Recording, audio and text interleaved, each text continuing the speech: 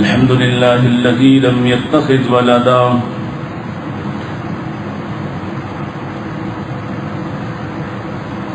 ولم يكن له شريك في الملك ولم يكن له ولي من الذل وكبره تكبيرا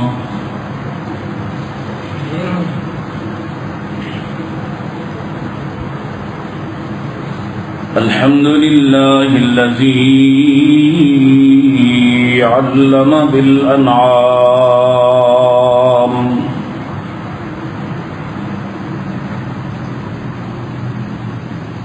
وحرم الحرام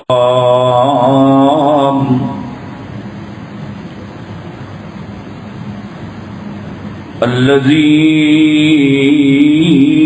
خلق كل شيء وخلق الإنسان والأنعام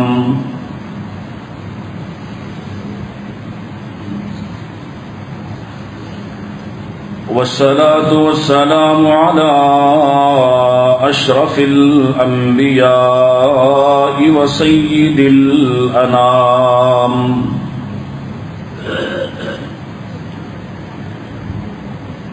وعلى آله العظام وعلى أصحابه الكرام وعلى من اتبع الإسلام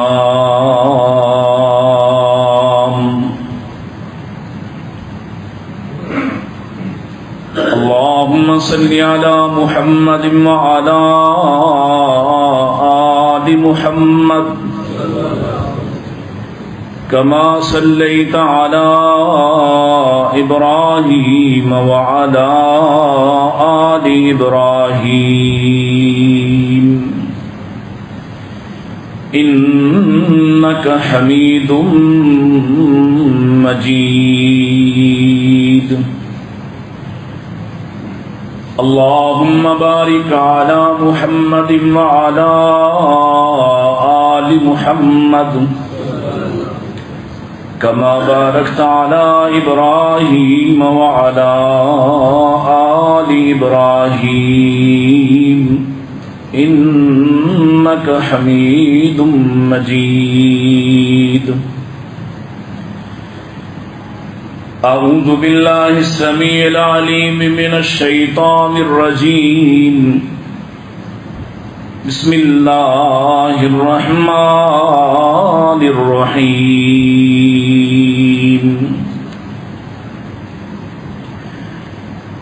ولئن قتلتم في سبيل الله أو متم لمغفرة من الله ورحمة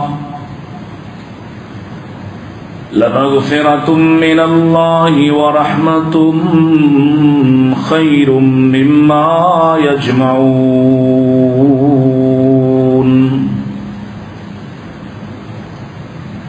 وقال الله تعالى ولا تفسدوا في الأرض بعد إصلاحها وادعوه خوفا وطمعا إن رحمة الله قريب من المحسنين وقال الله تعالى إن الذين آمنوا والذين هاجروا وجاهدوا في سبيل الله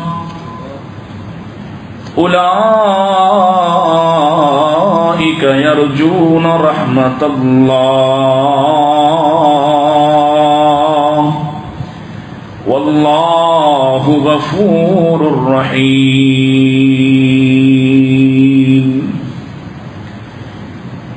إن أحسن الحديث كتاب الله وخير الهدي هدي محمد صلى الله عليه وسلم وشر الأمور محدثاتها كل محدثة بدعة وكل بدعة ضلالة وكل ضلالة في النار ثنا، تعریفات، تسبیحات، تحلیلات و تکبیرات اللہ سبحانہ و تعالی کے لیے، جس کے بے شمار ان گنت لاتعداد احسانات ہیں، جو سراپا احسان ہے، حقیقی محسن ہے، اور جس نے ہم پر احسان فرمایا، ہماری ماؤں کے رحموں میں تاریکیوں میں پالا، اپنی مرضی اور منشا کا بنایا اور بہت خوب بنایا۔ وہ جس نے ہماری ظاہری شکل و صورت کو بہتر سے بہتر تخلیق فرمایا ہے، اسی سے دعا ہے ہمارے اعمال، ہماری تنہائیوں کو بھی بہتر فرما دے۔ درود السلام امام الانبیاء سید الاتقیاء جناب محمد مصطفیٰ صلی اللہ علیہ وآلہ وسلم پر۔ اللہ تعالیٰ کی رحمت کے حوالے سے گزشتہ خطبہ میں چند ایک گزارشات پیش کی تھی کہ قرآن مجید نے جینے کا ایک الگ ڈھنگ اور طریقہ سکھایا ہے، اور یہ اس موقع پر ہے جب کفار نے اور منافقین نے خاص طور پر نبی کریم صلی اللہ علیہ وسلم کے ساتھیوں کو اس طرح کے طعنے دیے کہ اگر ہمارے ساتھ ہوتے، جنگوں میں نہ جاتے، نہ مرتے، نہ یوں قتل ہوتے۔ ظاہر ہے تاثر تصور یہ ہے کہ جو جتنا زیادہ جیتا ہے وہ زیادہ فائدہ اٹھاتا ہے، لیکن قرآن نے اس سے مختلف بات کی۔ اللہ فرماتے ہیں وہ جو اللہ کی راہ میں قتل کیے جائیں یا فوت ہو جائیں، ان کے لیے لمغفرۃ من اللہ ورحمہ، اللہ کی رحمت ہے اور اللہ کی مغفرت ہے، اور جس کے لیے اللہ کی رحمت اور مغفرت ہو یا جسے یہ حاصل ہو جائے، خیر مما یجمعون، وہ ان ساری چیزوں سے بہتر ہے جو دنیا میں کوئی زندہ رہ کر جمع کر سکتا ہے۔ یعنی اللہ کی نافرمانی کا جینا، اللہ کی رحمت سے دور ہٹ کر جینا، چاہے وہ کتنا ہی ظاہری طور پر نفع بخش ہو، یہ اللہ کا فیصلہ ہے کہ اللہ کی مغفرت کا جینا اور اللہ کی مغفرت کے راستے میں مر جانا، یہ دنیا کا مال و متاع جمع کرنے سے کہیں بہتر ہے۔ در حقیقت اللہ کی رحمت اتنی بڑی چیز ہے کہ جس کے بغیر انسان کی زندگی بھی تنگ ہے، اور آخرت تو اس کے بغیر ممکن ہی نہیں ہے، اور یہ اتنی اہم ہے کہ نبی رحمت صلی اللہ علیہ وسلم نے ارشاد فرمایا کہ کوئی شخص اپنے اعمال کی بنا پر جنت میں نہیں جائے گا، اللہ کی رحمت ہوگی تبھی جنت میں جایا جا سکتا ہے۔ صحابی نے سوال کیا، یار اس کو بند کر دینا۔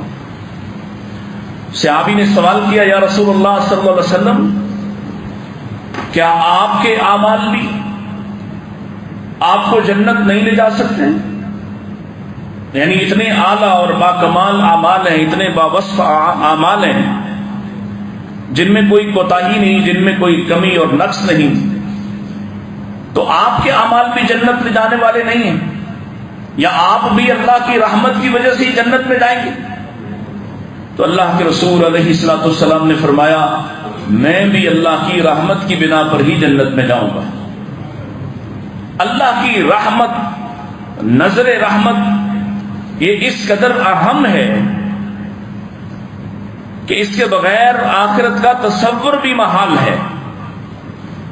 اور آخرت ہی کیوں، اللہ کی رحمت کے بغیر تو دنیا میں بھی جینا محال ہے۔ ایک کافر، ایک منافق، ایک فاجر و فاسق شخص تو زندہ رہ سکتا ہے اللہ کی رحمت کے بغیر، لیکن مومن کا تو سانس پھٹ جائے اس دنیا میں اگر اللہ کی رحمت اسے حاصل نہ ہو۔ اور یہ کب ہوگا؟ جب آپ کی نظروں میں دنیا اور دنیا کا مال و متاع اس کی حیثیت کم ہو کر اللہ اور اس کی محبت بڑھ جائے گی۔ جب آپ کی نظروں میں اللہ اس کے رسول کی محبت بڑھ جائے اور جب اللہ کی عنایات آپ پر ہونے لگیں گی، برسنے لگیں گی، تو آپ کھلی آنکھوں سے یہ مشاہدہ کر پائیں گے، وہ لذت حاصل کر پائیں گے جو ایک مومن کے جینے میں ہوتی ہے۔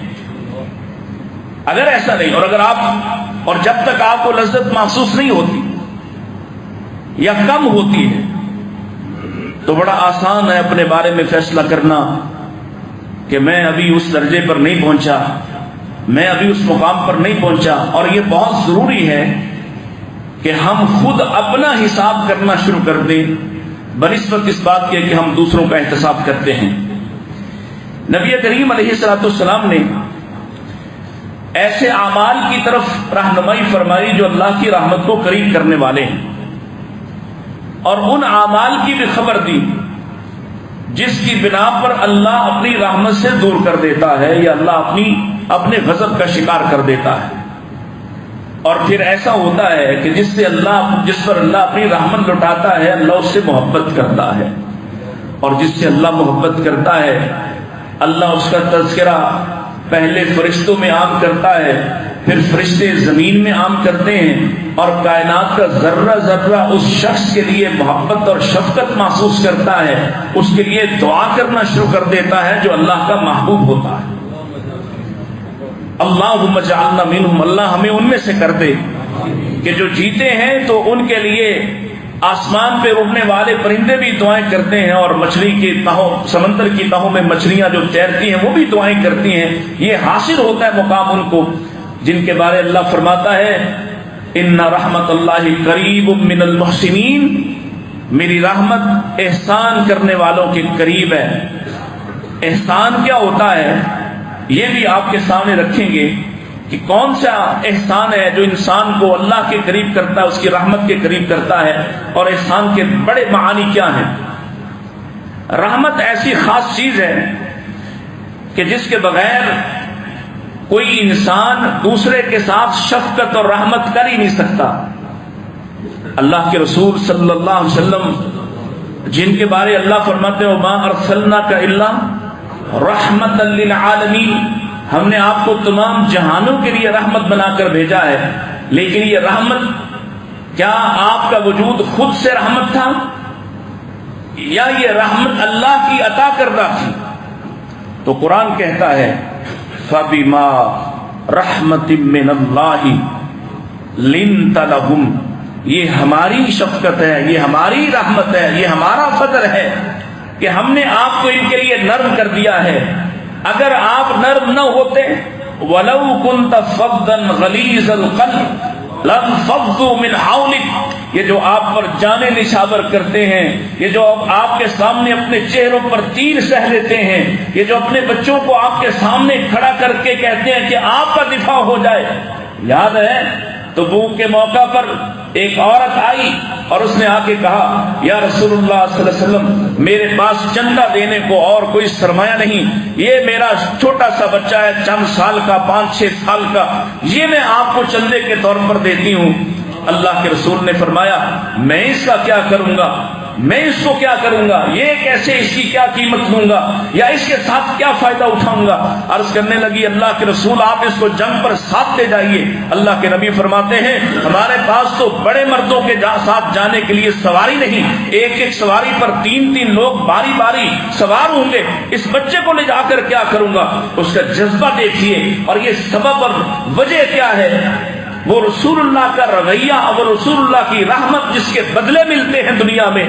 کہنے لگی اللہ کے رسول اس لیے نہیں کہہ رہی کہ اس کو ساتھ جنگ پر لے جائیں، اس لیے کہہ رہی ہوں یہ ساتھ لے جائیں، اور تو کوئی مال آپ پر لٹانے کے لیے نہیں ہے، لیکن کل جب وہاں جنگ ہو، مقابلہ ہو دشمنوں سے، آپ کی طرف آنے والا کوئی تیر تلوار آپ پر حملہ آور ہو چیز، اس کو اس کے سامنے کر دیجئے گا، یہ میرے بیٹے کو ڈھال کے طور پر استعمال کر لیجئے گا، میں سمجھوں گی کہ میں نے بھی اللہ کے لیے کچھ قربان کیا ہے۔ وَلَوْ كُنْتَ فَظًّا غَلِيظَ الْقَلْبِ، رحمت اتنی بڑی چیز ہے کہ نبی رحمت صلی اللہ علیہ وسلم سے کہا جا رہا اگر آپ نرم نہ ہوتے، آپ رحم دل نہ ہوتے اور ہم نے آپ پر یہ شفقت نہ کی ہوتی تو یہ لوگ آپ کے گرد یوں دیوانہ وار حصار قائم کرتے، یہ اس طرح سے آپ کے جانثار ہوتے۔ یہ شفقت و رحمت ہے، یہ اللہ کی رحمت ہے۔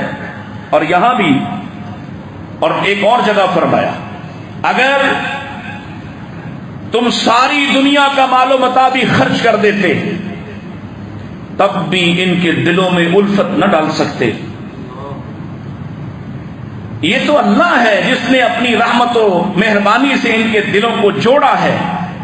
گویا جہاں جس معاشرے سے اللہ کی رحمت نکل جاتی ہے وہ ہماری طرح کا معاشرہ ہو جاتا ہے جس کے ہر فرد کا دل دوسرے سے مختلف، جس کے ہر فرد کا دل دوسرے کے کینے اور حسد سے بھر جاتا ہے۔ اور جہاں لوگ باہمی محبت کرتے ہیں، جہاں باہمی خیر خواہ ہوتے ہیں، جہاں ایک دوسرے کے نفع و نقصان کی فکر کرتے ہیں، وہاں اللہ کی رحمت برستی ہے۔ اور اللہ کی رحمت تو اللہ کے ہی راضی ہونے پر برس سکتی ہے، اللہ کو ناراض کر کے کیسے ہو سکتی ہے؟ یہ بات ہمیں سمجھ نہیں آ رہی۔ نبی کریم علیہ الصلوۃ والسلام کیسے رحیم تھے، کیسے رحم دل تھے۔ کئی ساری مثالیں میں صرف اشارے کر رہا ہوں وقت کے پیش نظر۔ وہ گلے میں کپڑا ڈالنے والا یاد ہے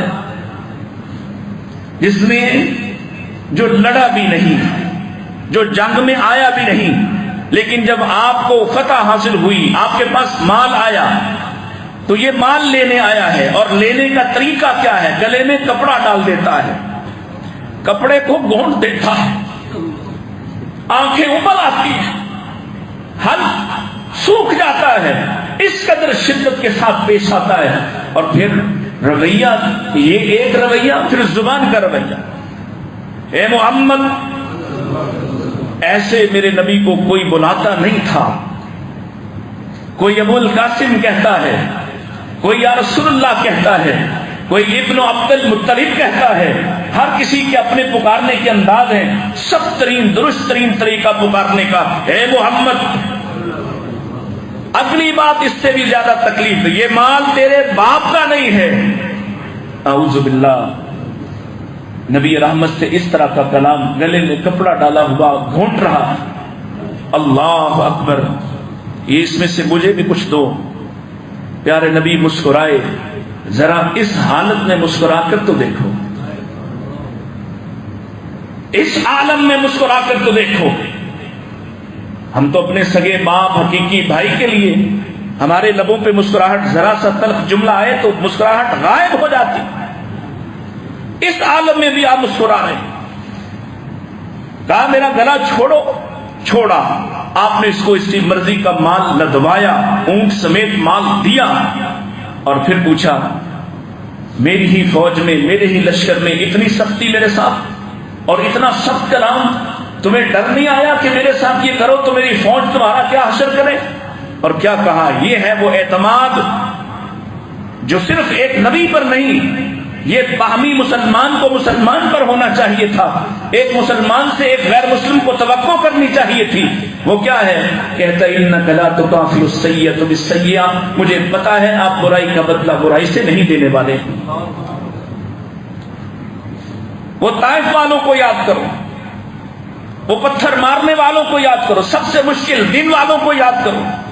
اس کے باوجود بھی جب آپ سے آ کے فرشتے کہتے ہیں ہم اس کو پیس دیتے ہیں، اور آپ کہتے ہیں کہ نہیں، میں تو یہ دعا کرتا ہوں اور شاید ان کی آنے والی نسلوں میں ایسے لوگ اٹھائیں جو اللہ کے دین کو قبول کریں اور اللہ کے دین کو قبول کر کے پھیلانے والے بنے۔ اللہ کی قسم ہے، رسول اللہ کی یہ پیشین گوئی ایسے پوری ہوئی کہ آپ پچھلی 1 صدی صرف نکال لیں، سعودی عرب کے اندر سب سے بڑے علماء اسی ثقیف کی وادی سے پیدا ہونے والے، اسی طائف کی بستی سے پیدا ہونے والے، اسی کے ارد گرد رہنے والے، اور سب سے زیادہ پوری دنیا کے اندر مسلمانوں پر اپنا مال خرچ کرنے والے بھی طائف والے ہیں۔ آج ان کا ایک ادارہ احیاء التراث نامی، اس کی بنیاد طائف میں پڑی، آج پوری دنیا کے اندر مساجد بناتا ہے، قربانیاں بھیجتا ہے، لوگوں کی خدمت اور مدد کرتا ہے۔ یہ رسول رحمت کی پیشن گوئی ہے۔ اللہ کے رسول کتنے نرم تھے، مکے والوں سے پوچھ لو،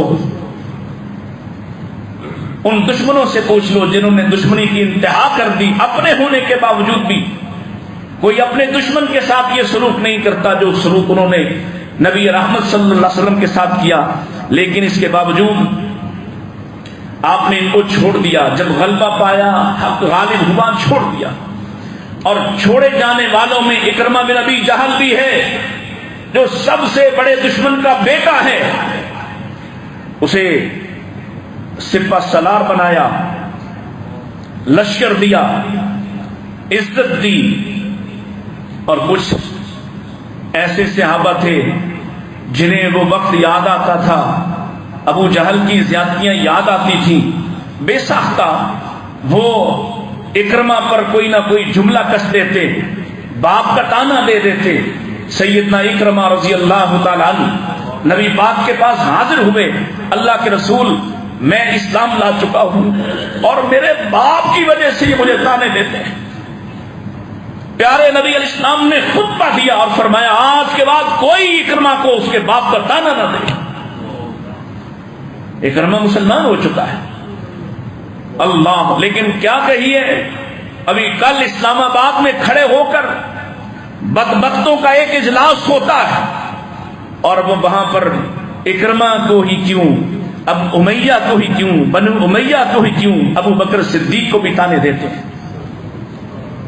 ایک بل پاس ہوا ہے، اس بل کی اتنی تکلیف ہے کہ ایران سمیت پوری کالی دنیا کھڑی ہو گئی اور کوششوں میں لگی ہوئی، اور یہ نام نہاد اہل حدیث صدر عارف علوی اس کو موقع ملا اور ہمارے ایک عالم دین نے جا کے اس کو کہا ہے یہ جنت کا ٹکٹ ہے، ضائع نہ کر لینا، لیکن لگ رہا ہے وہ عمران خان کی محبت میں یہ ٹکٹ بھی گنوا بیٹھے گا۔ ابھی تک اس نے اس پر دستخط نہیں کیے کہ قانون نہ بنے، اور اس میں ہے کیا، صرف اتنا سا تو مطالبہ ہے کہ جو امہات المومنین پر بدزبانی کرے، جو سیدنا ابو بکر کو برا بھلا کہے، اس کی سزا 3 سال سے بڑھا کر 10 سال کر دی جائے تاکہ یہ سلسلہ رک جائے، امت کے اندر اختلاف ختم ہو، یا کم سے کم یہ بدزبانی رکے، یہ انتشار اور فساد رکے۔ پاکستان کو فساد کی نہیں امن کی ضرورت ہے۔ تو چیخ اٹھے اور پھر کہتے ہیں، اور پریس کانفرنسوں میں کہتے ہیں ہمارے لوگ سنتے نہیں، ہمارے لوگ توجہ نہیں کرتے۔ چیخ اٹھے کہ ہم کیا پڑھیں گے اپنی مجلسوں میں اگر ہم پر یہ پابندیاں لگائی گئیں، یعنی ہم تو اسی طرح سے اپنی مجلسوں کو سجاتے تھے، نہ دین تمہارے پاس، نہ قرآن تمہارے پاس، نہ سنت تمہارے پاس، نہ علی کا عقیدہ تمہارے پاس، بس یہ بدزبانی تھی۔ اس بدزبانی کی بنیاد پر تم چاہتے ہو کہ تمہارا مذہب اور مسلک باقی رہے۔ اللہ کے رسول علیہ الصلوۃ والسلام نے ایسے بدبختوں کو بھی معاف کیا۔ رئیس المنافقین کو یاد کر لو، اتنی ایذائیں دینے والا جس نے آپ کی بیوی پر الزام لگا دیا، سیدہ عائشہ پر الزام لگا دیا، یہ وہ بدبخت ہے جب مرا تو آپ نے کرتا بھی دیا، آپ نے لعاب بھی ڈالا، جنازہ بھی پڑھانا چاہا، پڑھا دیا جنازہ۔ سیدنا عمر منع کرتے ہی رہ گئے، حتیٰ کہ آسمان سے پیغام آیا استغفر لہم او لا تستغفر لہم ان تستغفر لہم 70 مرہ، اگر تم 70 مرتبہ بھی ہم سے معافی مانگتے اس کے لیے۔ رسول اللہ کی معافی تو بڑی قیمتی ہے۔ اتنا بڑا جرم ہوا ہے، کوتاہی ہوئی غزوہ احد میں، تو اللہ نے کیا کہا، فاعف عنہم، تو ان کو خود معاف کر دے، واستغفر لہم، اور مجھ سے ان کی بخشش مانگ۔ کیوں؟ جس کے لیے رسول رحمت اللہ سے دعا کرنے وہ دعا مقبول ہوتی ہے۔ اور چند ایک ایسے مواقع ہیں جہاں اللہ نے اپنے رسول کو منع کیا، ان میں سے ایک موقع دعا پر منع کرنے سے، اور ساتھ ولا تقم علی قبرہ، آج کے بعد ان کی قبروں پہ بھی نہ کھڑے ہونا۔ یہ رئیس المنافقین عبداللہ بن ابی منافقوں کے لیے کہا کہ جن کے لیے ہم نے تمہیں پیغام دے دیا، آج کے بعد ان کی قبر پہ بھی کھڑے نہ ہونا۔ اور نبی رحمت کیا کہتے ہیں سیدنا عمر سے، عمر اگر مجھے یقین ہو جائے کہ 70 مرتبہ سے زائد میرا رب اس بدبخت کے لیے بھی مان سکتا ہے تو میں اللہ سے 70 سے زائد مرتبہ اس کے لیے معافی مانگ لوں. یہ نبی کریم کی رحمت ہے جس کو اللہ نے رحمت بنا کر بھیجا ہے. اور امت کے لیے کیا ضروری ہے؟ یہ کسی پر شفقت نہ کرے, یہ کسی پر رحم نہ کرے, وہ اعمال اس کی فکر نہ کرے جو رحمت کے قریب کرتے ہیں, اپنی آخرت کو سامنے نہ رکھے. ان رحمت اللہ قریب من المحسنین. محسن کون ہوتا ہے؟ احسان کیا ہوتا ہے؟ دو بڑی چیزیں آسان سی سمجھانے والی. احسان کا ایک معنی یہ ہے, وہ جو رسول اللہ نے سکھایا, سیدنا جبریل کو جواب دیا تھا, الاحسان ان تعبد اللہ کانک تراہ فان لم تکن تراہ فانہ یراک.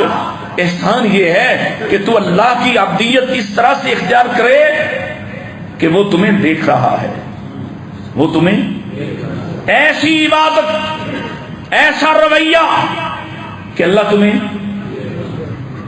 فإن لم تكن تراہ, اگر تیرا معیار ایمان کا, تیری ایمانی کیفیت ویسی نہیں کہ اللہ تجھے دیکھ رہا ہے, تو اللہ کو دیکھ رہا ہے, تو پھر کم سے کم یہ تو ہو کہ اللہ تجھے دیکھتا ہے.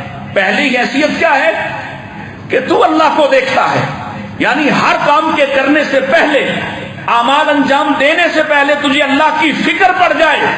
یہ ہے احسان کی اعلیٰ ترین کیفیت. اور اگر یہ حاصل نہ ہو تو کم سے کم یہ تو مانو کہ وہ تمہیں ہر وقت دیکھتا ہے.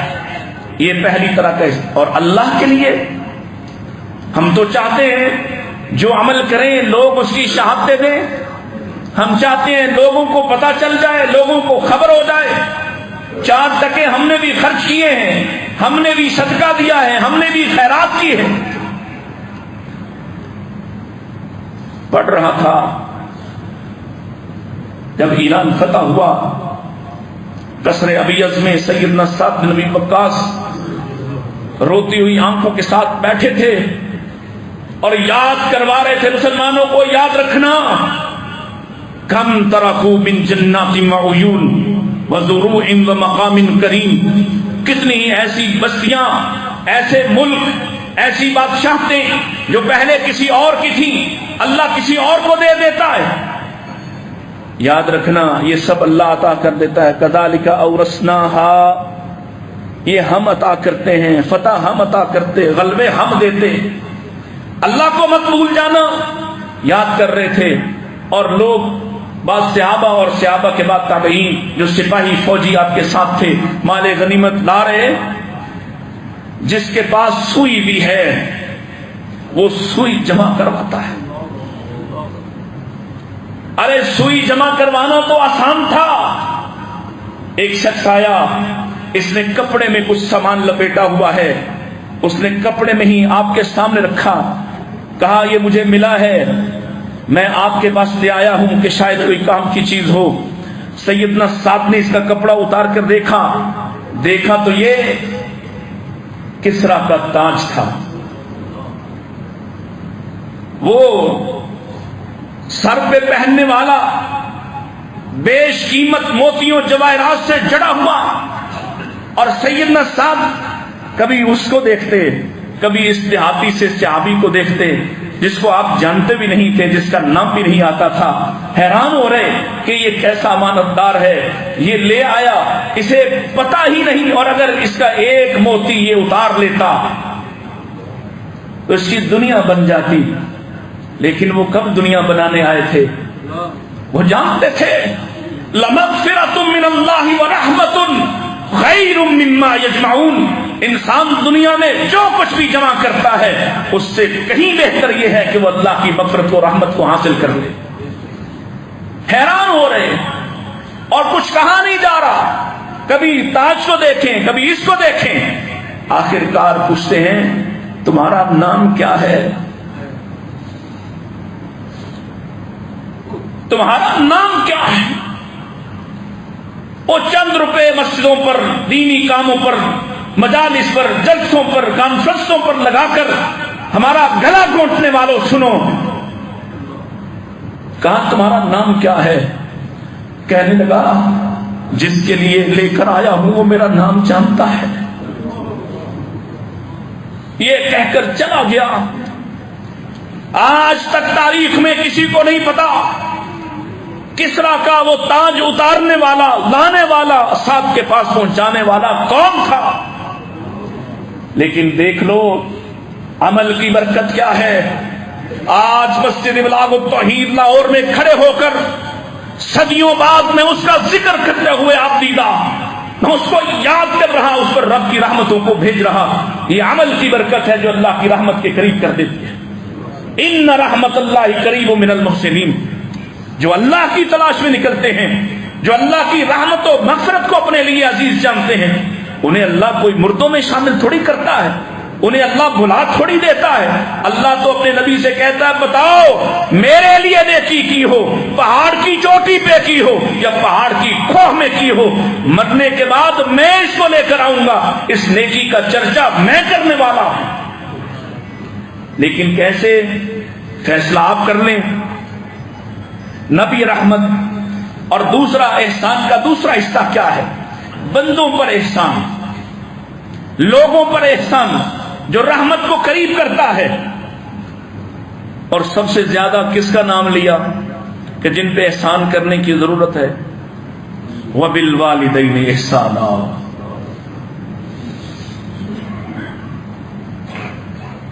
ایک ماں میرے پاس آئی اور اس نے کہا یہ میرے بیٹے کو سمجھاؤ، یہ مجھے گالی دیتا ہے،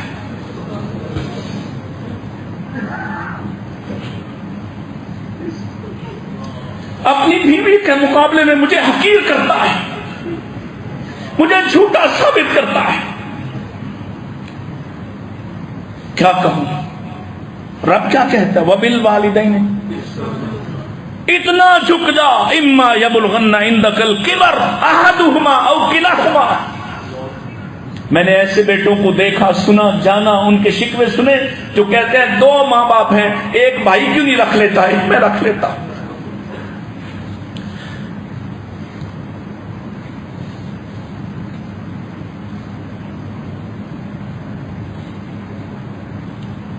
میاں بیوی میں آپس میں علیحدگی ہو جائے، اولاد تقسیم کرنے کو تیار نہیں ہے نا، حالانکہ برابر کے شراکت دار، نہ بیوی بچے دیتی ہے نہ شوہر بچے چھوڑتا ہے، لیکن ماں باپ کی باری آتی ہے تو ہر کوئی چاہتا ہے کوئی دوسرا لے جائے۔ وَبِالْوَالِدَيْنِ إِحْسَانًا، یہ وہ احسان ہے جو اللہ کی رحمت کے قریب کرتا ہے۔ اور نبی کریم اسلام سے سن لو، آپ فرماتے ہیں ثلاثۃ لا یکلمہم اللہ یوم القیامہ، قیامت کا دن ہوگا، لوگ ترسیں کہ رب ان سے بات کرے، لیکن اللہ کچھ بدبختوں سے بات نہیں کرے گا۔ ولا ینظر الیہم، لوگ ترسیں کہ رب ہماری طرف دیکھے، لیکن کچھ بدبخت بد نصیب ایسے جن کی طرف اللہ دیکھے گا ہی نہیں، لوگ خواہشیں کریں، سفارشیں ڈالیں، ہمارا حساب ہو جائے۔ ولا یزکیہم، اللہ ان کا حساب ہی نہیں کرے گا، کھڑے ہیں ذلیل ہو رہے، خوار ہو رہے۔ کون ہے یہ؟ سب سے پہلا جس کا نام لیا سن لو۔ اور نوجوانوں، ذرا سی بات پر ماں باپ کو تانے دینے والوں، فرمایا العاق لوالدیہ، والدین کا نافرمان، والدین کو توڑنے والا، والدین کو کاٹنے والا، والدین کو پریشان کرنے والا، العاق لوالدیہ، یہ اللہ کی رحمت سے ایسا دور، اللہ اس کی طرف دیکھنا بھی پسند نہیں کریں گے۔ ومدمن الخمر، شراب میں دھت رہنے والا، نشے میں دھت رہنے والا، صرف شراب ہی کیوں، کسی بھی طرح کے نشے میں دھت رہنے والا، کسی بھی طرح کے نشے میں دھت رہنے والا، یہ بھی اللہ کی رحمت سے دور ہے۔ اور تیسرا والمنان، احسان کر کے لوگ ہمیں کہیں ہم نے جو پیسے مسجد میں لگائے وہ پیسے واپس کر دو، اگر ہمیں وہ چودر نہیں ملتی جو ہم نے سوچا ہوگا تھا۔ والمنان، لوگوں پر اللہ کے لیے یا لوگوں پر خرچ کرنے والا، احسان کرنے والا جب احسان جتلاتا ہے اپنے احسان کو اس طرح سے برباد کرتا ہے کہ اللہ اپنی رحمت سے دور کر دیتا ہے، اللہ دیکھنا بھی گوارا نہیں کرے گا۔ اور حدیث کہتی ہے یہ اتنا ذلیل اور رسوا ہے، یہ ایسے ہے اس شخص کی طرح ہے جو قے کرتا ہے، وامٹ کرتا ہے اور پھر اسی کو چاٹنے لگتا ہے۔ کیا کہیں؟ سمجھائیں تو سمجھتے نہیں، کہیں کہ اللہ کی رحمت بہت بڑی، سودا اس سے کر لو تو یقین نہیں آتا۔ اللہ کی قسم ہے کچھ لوگ کل قیامت کے دن وہ بھی ہوں گے، اللہ کیا فرماتے ہیں، وَأَمَّا الَّذِينَ ابْيَضَّتْ وُجُوهُهُمْ فَفِي رَحْمَةِ اللَّهِ، کچھ چہرے ایسے بھی ہوں گے کل قیامت کے دن جو اللہ کی رحمت میں ہوں گے اور صبح سفید چمکدار ہوں گے، روشن ہوں گے، اور پھر ہم فیہا خالدون، یہ ایسی شفقت و رحمت ساتھ لے کے گئے ہمیشہ اسی میں رہیں گے، وہ چہرے بھی ہیں۔ اور دوسری جگہ اللہ نے نبی کریم اور اسلام کے کچھ دیہاتی صحابہ کا ذکر کیا، فرمایا وَمِنَ الْأَعْرَابِ مَن يُؤْمِنُ بِاللَّهِ وَالْيَوْمِ الْآخِرِ، نبی پاک کے دیہاتی پینڈو صحابی کچھ ایسے بھی ہیں جو اللہ پر ایمان لانے والے ہیں، آخرت کے دن پر یقین رکھتے ہیں، وَيَتَّخِذُ مَا يُنْفِقُ قُرُبَاتٍ عِندَ اللَّهِ وَصَلَوَاتِ الرَّسُولِ، جو اللہ پر، اللہ کے دین پر، نبی پر خرچ ہی اس لیے کرتے کہ اللہ کی قربت مل جائے، نبی کی دعا مل جائے۔ کتنے معمولی تھے وہ لوگ، ظاہراً کتنا معمولی۔ ایک صحابی ہے، اس کا نام حمار ہے، سبزیاں بیچا کرتا، اور نبی پاک علیہ السلام کے لیے جب بھی مدینہ آتا ہے اپنے گاؤں سے کیا لاتا ہے، کبھی پنیر لے آتا ہے، کبھی کوئی خاص سبزی لے آتا ہے، کبھی گھی لے آتا ہے، کبھی کوئی چیز لاتا ہے، اور اللہ کے رسول علیہ السلام بھرے بازار میں اس کو پیچھے سے پکڑ لیتے ہیں اور کہتے ہیں ہے کوئی اس کا خریدار؟ یہ کیوں خرچ کرتے تھے؟ اس لیے کہ یہ قربات عند اللہ، یہ اللہ کی قربتوں کو پالے۔ اور دوسرا مقصد کیا ہے، وہ صلوات الرسول، جب نبی ان کا تحفہ لیتے، جب نبی ان کا پھل کھاتے، جب نبی ان کی چیز لائی ہوئی، نبی محتاج نہ تھے، میرے نبی سے بڑھ کر تو کوئی خرچ کرنے والا ہی نہیں، آیا لایا تحفہ، اور رسول اللہ کیا فرماتے، اللہ اس کے برکتیں عطا کر دے، اللہ اس کو آسانیاں عطا کر دے، اللہ اس کی نسلوں میں خیر کو جاری کر دے۔ یہ تھی وجہ ان کی خرچ کرنے۔ آج لوگ نہ دعا لینا چاہتے ہیں، نہ اللہ کو قریب کرنا چاہتے ہیں، چاہتے ہیں خرچ کریں تو یہ جو مولوی صاحب، علامہ صاحب، خطیب صاحب ہیں یہ ہمارے میراثی بن جائیں، نسلوں کو بتاتے پھریں کہ جناب فلاں نے بڑا خرچ کیا ہے۔ اللہ کی قربت مقصد نہیں۔ صحابہ کیوں خرچ کرتے؟ وَيَتَّخِذُونَ، اور وہ اس لیے خرچ کرتے ہیں ما ينفق قربات عند اللہ وصلوات الرسول، اور اللہ فرماتا ہے فیصلہ کیا ہے، الا انها قربۃ لهم، جو اس مقصد کے لیے خرچ کرتے تھے یا آئندہ خرچ کریں گے اللہ کی قربتیں انہیں نصیب ہو جائیں گی۔ اور پھر اگلا فیصلہ کیا ہے، سيدخلهم الله في رحمته، جس کے مقاصد بڑے ہیں اللہ اس کو اپنی رحمت میں داخل کر دے گا، اپنی رحمت میں داخل کر دے گا۔ اسی طرح آخری بات یہ بڑی لازم تھی، دو چیزیں ہیں کہ جو رحمت الہی سے محروم ہونے والے ہیں وہ کون ہیں؟ ایک فرمایا لا ينظر اللہ الى رجل اتا رجلا او امرأة فی الدبر، یہ مرض اتنا عام ہوا، طلاق ہوتی، گھر ٹوٹتے، سبب کیا ہے؟ فرمایا اللہ اس کو نظر رحمت سے نہ دیکھے گا، دور کر دے گا اس مرد کو جو کسی مرد یا کسی عورت کی پاخانہ کی جگہ پر زنا کرتا ہو اس کے ساتھ، اگر اپنی بیوی کے ساتھ بھی کرے تب بھی فرمایا اللہ اس کو اپنی رحمت سے دور کر دے گا۔ اگر اپنی بیوی سے بھی دبر میں تعلق قائم کرے، یہ بات کہتے ہوئے ہم شرماتے ہیں، لیکن بدبختو اتنا تم متاثر ہو گورے سے اور اتنا تم اس کی گندگی سے متاثر ہو، آج طلاقیں ہوتی ہیں، وجہ جاننے کی کوشش کرتے، آخرکار نکلتا کیا ہے؟ شوہر مجھے اس طرح سے تکلیف دیتا، اذیت دیتا، توہین کرتا، اللہ اپنی رحمت سے دور کر دے گا ایسے لوگوں کو، چاہے وہ کسی مرد کے ساتھ، کسی بچے کے ساتھ یا کسی عورت کے ساتھ، حتیٰ کہ بیوی کے ساتھ بھی عمل کرے، اللہ کی رحمت سے دور ہو جائے گا۔ اور پتہ ہے سبب کیا ہے؟ یہ جو بدبختی ہم پر راج کرتی ہے، نبی کریم علیہ السلام کی حدیث ہے، پیارے نبی علیہ السلام کی کسی عورت پر نگاہ پڑ گئی، اپنی نگاہ کو تو آپ بچانے والے تھے لیکن فوراً اپنے گھر آئے، ام سلمہ رضی اللہ تعالیٰ عنہ کے پاس وقت گزارا اور نصیحت کی، جب کبھی ایسا ہو جائے یہ شیاطین کے فتنوں میں سے ایک فتنہ ہے، تم اپنے گھر آیا کرو، اپنی بیوی کے پاس آیا کرو، اور بیویوں کے پاس آؤ تو بہانے بنا کر تمہیں نکال دیں۔ یہ کہا، بیوی کو حکم دیا تندور پہ روٹی لگاتی ہوئی بھی اگر یہ خواہش کرے روٹی چھوڑ دے، اس کی خواہش کو پہلے پورے کر کہ کہیں یہ فتنے کا شکار نہ ہو جائے۔ اونٹ کے پالان پہ بیٹھی ہے، سفر کر رہی ہے، شوہر کی خواہش ہے، انکار مت کرنا۔ کیا مطلب ہے اس بات کا؟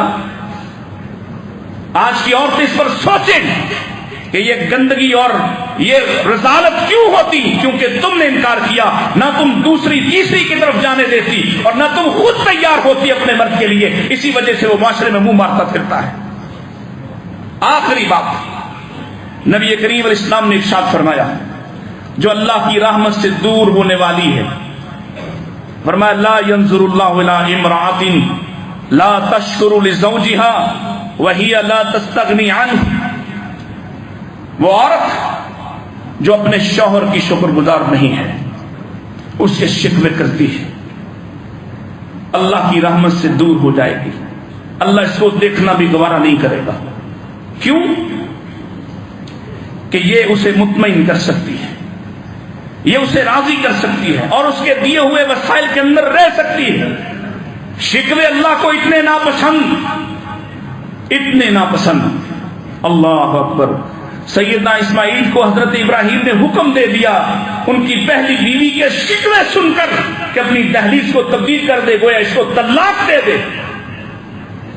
شکوے اتنے ناپسند کے نبی فرماتے شکوہ کرنے کی وجہ سے عورتیں جہنم میں کثرت میں جائیں گی۔ شکوے اللہ کو اتنے ناپسند جو کائنات کی سب سے بہترین عورتیں، جن کے لیے کہا لستن کاحد من النساء، ساری کائنات میں کوئی عورت تمہارے جوڑ اور برابر کی نہیں۔ نبی کی بیویاں ذرا سا شکوہ کیا، ہمارا بھی دل چاہتا ہے ہمارے پاس بھی ہار ہوں، ہمارے پاس بھی زیورات ہوں، ہمارے پاس بھی بہترین لباس ہوں، چھوٹا سا شکوہ کیا، فرمایا اللہ کہتا ہے کہ تمہیں اچھی بیویاں دے دوں گا، تم جانا چاہتی تو چلی جاؤ، جاؤ طلاق لے لو، میں مال نہیں دے سکتا ہوں۔ آج جہاں بیٹھتی ہیں شکوے، دن رات شکوے، اپنے شوہر سے راضی نہیں۔ اللہ سے ڈریں، ان اعمال کی طرف کریں۔ اب یہ دیکھیں اللہ کی رحمت کو کون قریب کرے گا، اس کے مقابل اس کے الٹ سوچیں۔ وہ عورت جو اپنے شوہر کی ہر حال میں شکر گزار اللہ کی رحمت کے قریب ہے، وہ مرد جو ایک بیوی پر یا دو یا تین یا چار پر قناعت کرتا اور کوئی غلط راستہ استعمال نہیں کرتا، وہ اللہ کی رحمت کے قریب ہے۔ وہ شخص جو نشہ کے قریب نہیں جاتا، جو جھوٹ نہیں بولتا، جو عصر کے بعد جھوٹی قسمیں اٹھا کر مال نہیں بیچتا، جو یہ کہہ کر مال نہیں بیچتا اللہ کی قسم مجھے اس سے زیادہ پیسے مل رہے تھے، یہ جھوٹا ہے، اگر ایسا کرے گا اللہ کی رحمت دور، اور اگر اپنی قیمت پر کھڑا رہے، مقابلہ کرے، اصرار کرے، زیادہ ریٹ لے لے، اللہ کی رحمت کے قریب ہے۔ یاد رکھو اللہ کی رحمت کے نفع لے سکتا ہے، لیکن جھوٹ بول کر اگر کسی کو قائل کیا تو اللہ کی رحمت سے دور ہو جائے گا۔ جھوٹی قسمیں کھا کر مال بیچا تو اللہ کی رحمت سے دور ہو جائے گا۔ والدین کی خدمت کرے تو اللہ کی رحمت کے، والدین کی خدمت کرے تو اللہ کی رحمت کے قریب ہے. زمین پہ نہیں آسمان پہ تذکرے ہوتے, زمین پہ نہیں آسمان پہ تذکرے ہوتے. اللہ اکبر. نبی علیہ السلام نے ورقہ بن حارثہ غالباً اس کے بارے میں کہا تھا نا, اس کے بارے میں دیکھا کہ وہ جنت میں ہے اور بڑا ہی راضی ہے, تو پتہ ہے آپ نے کیا کہا؟ اسی لیے یہ جنت میں ہے, یہ اپنی ماں کے ساتھ بڑی نیکی کرتا تھا, اپنی ماں کے ساتھ بڑی نیکی کرتا تھا. نرم ہو جاؤ اور لوگوں کے لیے خیر خواہ ہو جاؤ, خیر خواہی اختیار کرو, اللہ کے رسول کا طرز عمل اختیار کرو. اللہ مجھے اور آپ کو اس کی توفیق عطا فرمائے. وآخر دعوانا ان الحمد